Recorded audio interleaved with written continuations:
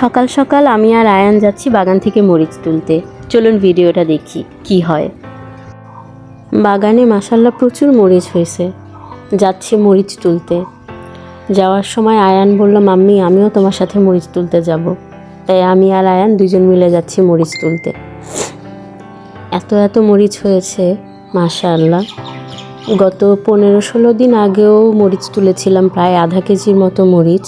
5-6টা গাছ মাত্র, কিন্তু মাশাআল্লাহ দেখেন কি সুন্দর করে মরিচ ধরেছে। একদম প্রত্যেকটা ডালে ডালে মরিচ ধরেছে। 5-6টা গাছের এক একটাতে এক এক রকম মরিচ ধরে। কোনোটাতে একদম লম্বা মরিচ, কোনোটাতে একটু খাটো, কোনোটাতে একটু মোটা। দেখতেই সুন্দর লাগে, আর কি সবুজ। আমার আবার ঠান্ডা লেগেছে, একটু পরপর কথা বলার মাঝে মাঝে নাক টানতে হচ্ছে। প্লিজ জিনিসটাকে পজিটিভলি দেখবেন। গাইবান্ধায় আসার পর সর্দি কাশি লেগেই থাকছে। 1 বছর হয়ে যাচ্ছে, তাও এখনও এখানকার আবহাওয়া আমাকে স্যুট করলো না।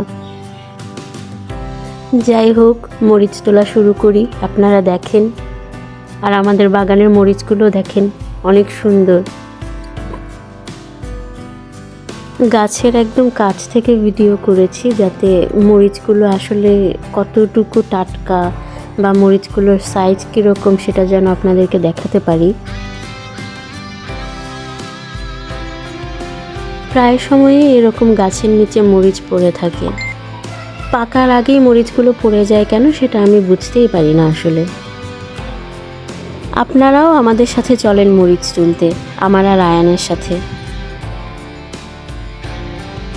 আসসালামু আলাইকুম, আয়ানের বাগানে স্বাগত। আমি আয়ান।